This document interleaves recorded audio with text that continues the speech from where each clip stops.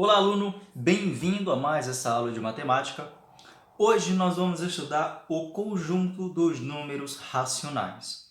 Na última aula, a gente estudou sobre os números racionais. Agora a gente vai estudar o conjunto. Quais são todos os números que formam o grupo dos números racionais, certo? Portanto, se você não assistiu à última aula, se você não compreendeu a última aula, eu te peço que volte lá, assista novamente, tenta compreender, porque a aula de hoje é complementar à primeira aula que nós tivemos, certo? Então, venha nessa comigo. Como eu falei, na última aula a gente estudou sobre o que eram os números racionais. E eu expliquei que para que o número seja racional, existe uma condição. Ele deve ser escrito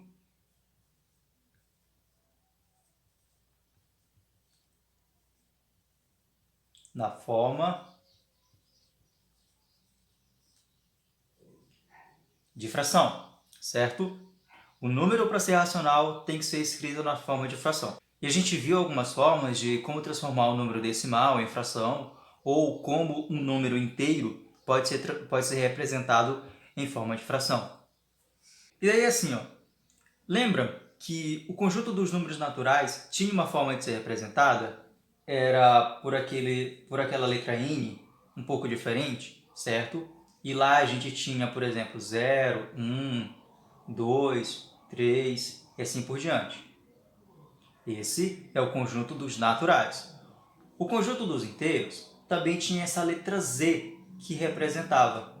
E aqui dentro tinha os números, por exemplo, o menos infinito, menos 3, menos 2, menos 1, 0, 1, 2, 3 e assim por diante. Ok? Essa é a representação dos naturais, essa é a representação dos inteiros. O conjunto dos números racionais também tem uma representação especial. É como se fosse a letra Q com esse tracinho aqui no meio, certo? Essa é a forma que a gente representa os racionais. Mas existe um porém no conjunto dos números racionais. A gente não consegue simplesmente listar todos os números como a gente fazia nos naturais e nos inteiros. Por quê? Lembra que ele deve ser escrito na forma de fração? Existem infinitas formas de representar um número em forma de fração. Vamos só fazer um exemplo. Lembra que para o número ser natural ele tem que ser representado em forma de fração? E existem infinitas formas de representar um só número em forma de fração. Por exemplo, se eu tiver o número 2, como que eu posso escrever em forma de fração? Lembra que todo natural é como se fosse com o denominador 1? Então, o 2 em forma de fração pode ser feito assim, 2 sobre 1, certo? Mas não somente isso, eu posso fazer da seguinte forma, 4 sobre 2. Por quê? Porque se eu pegar 4 e dividir por 2, vai dar o próprio 2, não é verdade? Então eu já tenho duas formas de escrever o número 2. Outra forma seria, por exemplo, 8 sobre 4. Por quê? 8 dividido por 4 vai dar 2. Lembra que toda fração é uma divisão do numerador pelo denominador. Posso fazer também 10 sobre 5. Posso fazer também 12 sobre 6. Posso fazer também 14 sobre 7. E assim infinitamente. Ok? Infinitamente. Ou seja, somente o número 2 tem todas essas formas de representar e mais infinitas formas. Tranquilo? Ou seja, eu nunca vou conseguir fazer uma lista de todos os números racionais, certo? Porque para um só número eu tenho infinitas formas de representar. A mesma forma, o número decimal 0,5. O número decimal 0,5 ele pode ser representado em forma de fração, que seria 1 sobre 2. Ou então 2 sobre 4, ou então 4 sobre 8, ou então 5 sobre 10, ou então 6 sobre 12, ou 7 sobre 14. Todos esses números aqui, se você dividir 1 pelo 2, vai dar 0,5, 2 pelo 4 vai dar 0,5, 6 por 12 vai dar 0,5, e assim infinitamente. Ou seja, somente esse número tem infinitas formas de representar, esse número também tem infinitas formas de representar. Imagina os outros, os negativos, os outros decimais. Mas como que a gente consegue, então, representar os números racionais? Observe o que eu estou fazendo aqui, ó. Eu estou pegando o número inteiro e também estou pegando o número inteiro. Estou pegando um inteiro e também estou pegando um inteiro. Um inteiro e outro inteiro. Ou seja, eu estou montando uma fração com dois números inteiros. Mas, para generalizar, para representar que eu posso fazer por qualquer número, eu vou fazer o seguinte, ó. Eu vou representar P em cima e Q embaixo. Isso aqui é um Q, ok? P em cima, Q embaixo. E lembra de uma coisa, o P ele deve ser inteiro, tá? Qualquer número inteiro, seja positivo, seja negativo. E eu tenho o Q, ele também tem que ser inteiro, com uma condição diferente de zero. Tranquilo? P ele tem que ser inteiro, qualquer um, até mesmo zero. E Q tem que ser inteiro, só que não pode o zero. Pode o menos 10, pode o menos 5, pode o 7, pode o 9, pode o 1, pode o menos 1, mas não pode o zero. Por quê? Porque não existe, por exemplo, 3 sobre zero. Isso não dá para fazer. Tranquilo? Isso aqui não existe para gente. Ou seja, qualquer valor que eu assumir para P e qualquer valor que eu assumir para Q, contanto que não seja zero, eu já tenho uma construção de um número racional, certo? Vamos ver alguns exemplos, trocando o P por Q por alguns números. Vamos ver como é que fica. Veja só, se eu tiver a letra P igual a 2 e a letra Q igual a 3, o que eu vou fazer? Simplesmente montar a fração P sobre Q, que vai ser 2 sobre 3, que vai ficar assim, 2 sobre 3. Pronto, eu já tenho um número racional em forma de fração. Mas eu também posso fazer o seguinte, fazer a divisão de 2 por 3. A divisão de 2 por 3 vai dar 0,6667, certo? Veja bem o que eu fiz aqui. Eu usei dois números inteiros, montei em forma de fração e também representei na forma decimal. Se, por exemplo, o P foi igual a 10 e o Q foi igual a 5,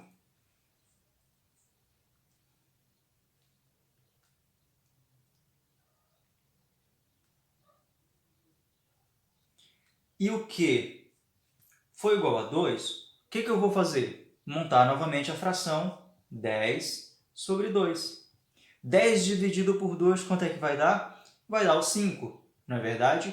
E 5 a gente sabe que ele é um número inteiro, que é um número natural. Veja só, que mesmo pegando dois números inteiros, eu posso chegar ou em forma decimal, ou no próprio número, ou em um próprio número inteiro.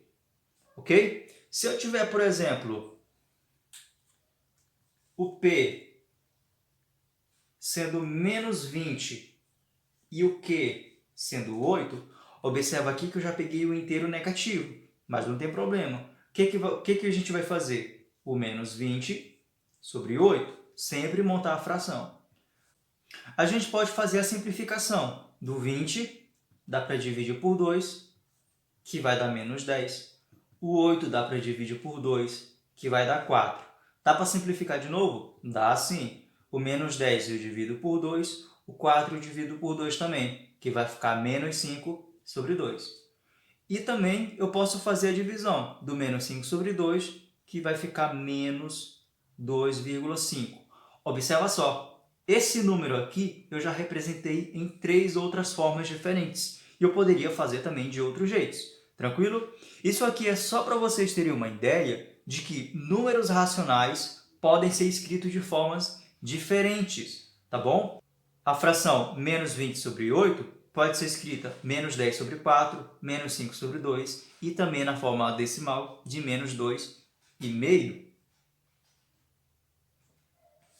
Compreenderam essa parte? A gente não consegue listar os números racionais. O que a gente pode fazer é a divisão de um número inteiro por outro número inteiro, e esse número inteiro aqui tem que ser diferente de zero. Não esqueça disso. O número racional é a divisão de um número inteiro por outro número inteiro com o que, com a parte de baixo diferente de zero. Isso aqui vocês precisam entender muito bem. Agora a gente vai relembrar uma coisa que eu venho falando desde a última aula, que os números naturais são inteiros e também são racionais.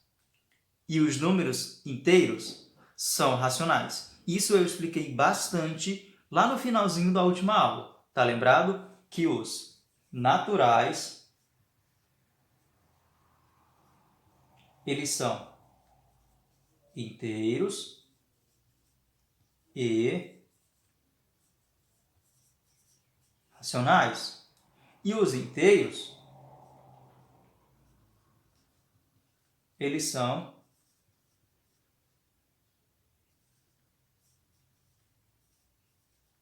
racionais. Essa separação vocês também têm que deixar bem separadinha na cabeça de vocês. Os naturais são inteiros e racionais, os inteiros são racionais. Como assim? Vamos imaginar 3 caixas. Uma caixa pequena, uma caixa um pouco maior e uma caixa um pouco ainda maior. Certo? Cada uma dessas caixas representam esses conjuntos que a gente está vendo. Essa caixa aqui do meio vai representar os naturais, essa menorzinha. Essa caixa maior vai representar os inteiros. E essa caixa ainda maior vai representar os racionais. O que isso quer dizer? Qualquer número que esteja aqui dentro dessa caixa pequena vai estar dentro dessa aqui e vai estar dentro dessa aqui. Concorda? Por exemplo, vou pensar no número 5. O que eu estou falando para vocês? O 5 ele é natural. E todo número natural é inteiro. Significa que o 5 está dentro da caixa do inteiro, porque o natural está dentro do inteiro. Se o 5 é natural, o 5 é inteiro. E se o natural é inteiro, é também racional. Então ele também está aqui dentro dessa caixa maior. Entenda bem essa parte. Se eu tiver, por exemplo, o número 8, o 8 é natural. Se ele é natural, ele é inteiro e também é racional. Se eu tiver, por exemplo, o 0 é natural. Se ele é natural, ele é inteiro e também é racional. Espero que vocês estejam compreendendo bem essa parte. Mais uma vez, se eu tiver o número 10, se eu tiver o número 20, se eu tiver o número 30, tentar separar, todos esses números se enquadram dentro do conjunto dos naturais e, por isso, eles são inteiros e são racionais. Agora, se eu tiver, por exemplo, os inteiros negativos, que vem aqui nessa caixa do meio, ó. Aqui eu vou colocar os inteiros negativos.